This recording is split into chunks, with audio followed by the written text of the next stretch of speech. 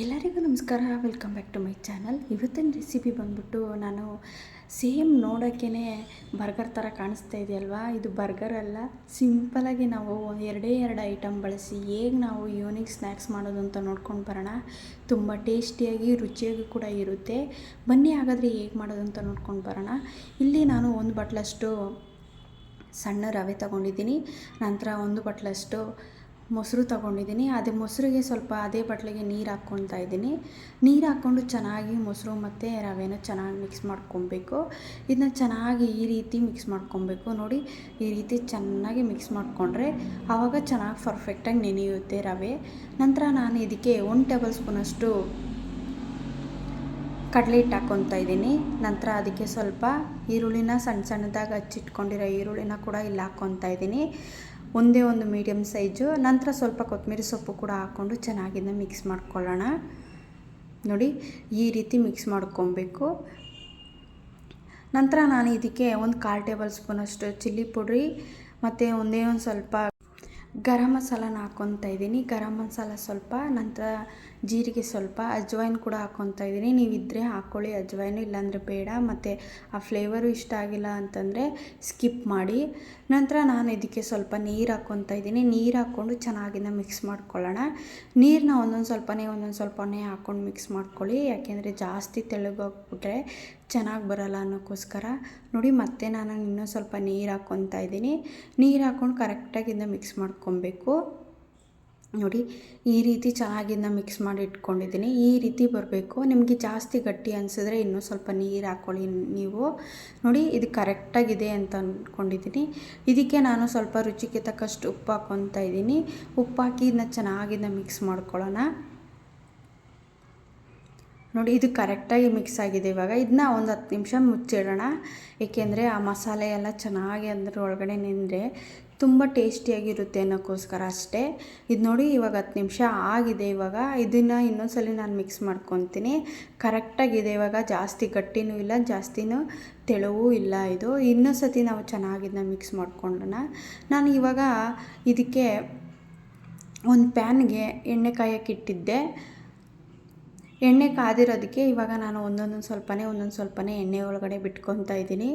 ನೋಡಿ, ಈ ರೀತಿ ಈ ಸೈಜಲ್ಲಿ ಬಿಟ್ಕೊಬೇಕು. ನೀವು ಜಾಸ್ತಿ ದಪ್ಪ ಸೈಜಲ್ಲಿ ಹಾಕ್ಕೊಂಡ್ರೆ ಒಳಗಡೆ ಎಲ್ಲ ಮಸಾಲೆ ಚೆನ್ನಾಗಿ ಬೆಂದಿರಲ್ಲ. ಅದಕ್ಕೋಸ್ಕರನೇ ಈ ರೀತಿ ನಾವು ಮಾಡ್ಕೊಬೇಕು. ನೋಡಿ, ಸ್ವಲ್ಪನೇ ಪ್ಯಾನು ಎಷ್ಟು ಹಿಡಿಯುತ್ತೆ, ಒಂದು ಬಾಣಲಿಗೆ ಎಷ್ಟು ಹಿಡಿಯುತ್ತೆ ಅಷ್ಟು ಮಾತ್ರ ನೀವು ಹಾಕ್ಕೊಳ್ಳಿ. ನೋಡಿ, ಈ ರೀತಿ ಕರೆಕ್ಟಾಗಿ ಬೇಯಬೇಕು. ಇದು ಒಳಗಡೆ ಎಲ್ಲ ಚೆನ್ನಾಗೆಲ್ಲ ಮಸಾಲೆ ಬೆಂದರೆ ಎಣ್ಣೆ ಕೂಡ ಕಮ್ಮಿ ಆಗುತ್ತೆ, ತಿಳಿ ಆಗುತ್ತೆ. ಆ ಟೈಮಲ್ಲಿ ನಾವು ಇದನ್ನ ಇನ್ನೊಂದ್ಸಲಿ ಉಲ್ಟಾ ಮಾಡಿ ನಾವು ಬೇಯಿಸ್ಕೊಳ್ಳೋಣ.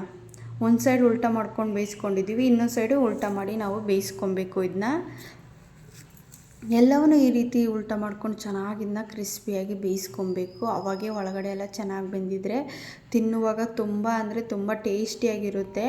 ನಿಜವಾಗ್ಲೂ ಈ ರೀತಿ ಒಂದ್ಸಲಿ ಮಾಡಿ ಟ್ರೈ ಮಾಡಿ ಹೇಗಿತ್ತು ಅಂತ ಕಮೆಂಟಲ್ಲಿ ತಿಳಿಸಿ.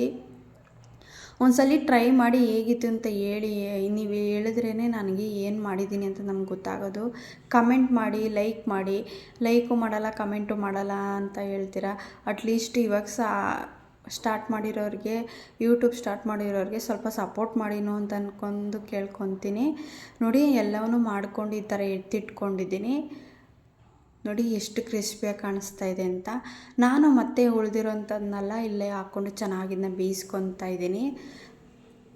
ನೋಡಿ, ಎಲ್ಲನೂ ಬೇಯಿಸಿ ಎತ್ತಿಟ್ಕೊಂಡಿದ್ದೀನಿ. ಎಷ್ಟು ಕ್ರಿಸ್ಪಿಯಾಗಿ ಚೆನ್ನಾಗಿ ಕಾಣಿಸ್ತಾ ಇದೆ ಅಂತ ನೀವು ನೋಡ್ತಾ ಇರ್ಬೋದು. ತುಂಬ ಚೆನ್ನಾಗಿರುತ್ತೆ. ನಾನು ಮತ್ತೆ ಇದನ್ನೆಲ್ಲ ಪ್ಲೇಟ್ಗೆ ಹಾಕಿಟ್ಕೊಂಡಿದ್ದೆ.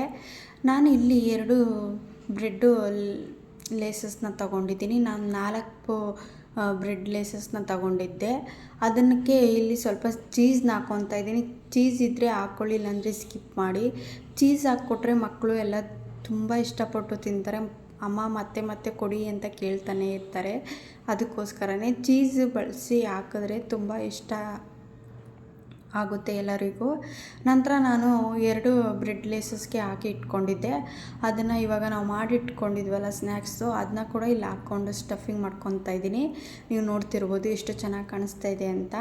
ನಿಮಗೆ ಫುಲ್ಲಾಗಿ ಬೇಕು ಅಂದರೆ ಇದಕ್ಕೆ ಟೊಮೊಟೊ, ಇಲ್ಲಾಂದರೆ ಈರುಳ್ಳಿ ಮತ್ತು ಕ್ಯಾಪ್ಸಿಕಮ್ಮು ಈ ಥರ ಬೇಕಾದ್ರೆ ನೀವು ಕಟ್ ಮಾಡ್ಕೊಂಡು ಹಾಕ್ಕೋಬೋದು. ಸೌತೆಕಾಯಿ ಈ ಥರ ಎಲ್ಲ ಕಟ್ ಮಾಡಿ ಚಿಕ್ಕ ಚಿಕ್ಕದಾಗಿ ಹಾಕ್ಕೊಂಡ್ರೆ ತಿನ್ನೋಕ್ಕೂ ಕೂಡ ಬಾಯಿಗೆ ರುಚಿಯಾಗಿರುತ್ತೆ. ಈ ರೀತಿ ಮಾಡಿ ಕೊಡಿ. ಇಲ್ಲಾಂದ್ರೆ ನಾನು ಹೇಳ್ದಂಗೆ ಟೊಮೊಟೊ, ಕ್ಯಾಪ್ಸಿಕಮ್ಮು ಇಲ್ಲಾಂದರೆ ಈರುಳ್ಳಿ ಈ ರೀತಿ ಮಾಡಿಕೊಟ್ರೆ ತುಂಬ ಇಷ್ಟಪಟ್ಟು ತಿಂತಾರೆ. ನೋಡಿ ನಾನು ನಿಮಗೆ ಕಟ್ ಮಾಡಿ ತೋರಿಸ್ತಾ ಇದ್ದೀನಿ ಯಾವ ರೀತಿ ಕಾಣಿಸ್ತಿದೆ ಅಂತ. ಸೇಮ್ ಬರ್ಗರ್ ಥರನೇ ಕಾಣಿಸ್ತಾ ಇದೆ. ತುಂಬ ಅಂದರೆ ತುಂಬ ರುಚಿಯಾಗಿರುತ್ತೆ. ಮಕ್ಕಳು ದೊಡ್ಡವರೆಲ್ಲ ಇಷ್ಟಪಟ್ಟು ತಿಂತಾರೆ. ಈ ವಿಡಿಯೋ ನಿಮ್ಗೆ ಇಷ್ಟ ಆಗಿದೆ ಅಂದ್ಕೊಂಡಿದ್ದೀನಿ. ಇಷ್ಟ ಆಗಿದರೆ ಒಂದೇ ಒಂದು ಲೈಕ್ ಮಾಡಿ, ಶೇರ್ ಮಾಡಿ, ಸಬ್ಸ್ಕ್ರೈಬ್ ಮಾಡ್ಕೊಂಡಿಲ್ಲ ಅಂದರೆ ಸಬ್ಸ್ಕ್ರೈಬ್ ಮಾಡ್ಕೊಳ್ಳಿ. ನಾಳೆ ಮತ್ತೊಂದು ವಿಡಿಯೋದಲ್ಲಿ ಮತ್ತೆ ಸಿಗ್ತೀನಿ. ಅಲ್ಲಿವರೆಗೂ ಟೇಕ್ ಕೇರ್, ಬಾಯ್ ಬಾಯ್.